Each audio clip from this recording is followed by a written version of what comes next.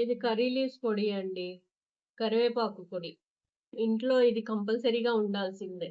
ఎందుకంటే hair growth చాలా బాగా అవుతుంది. దీంట్లో కాల్షియం, మినరల్ అవి బావుంటవి.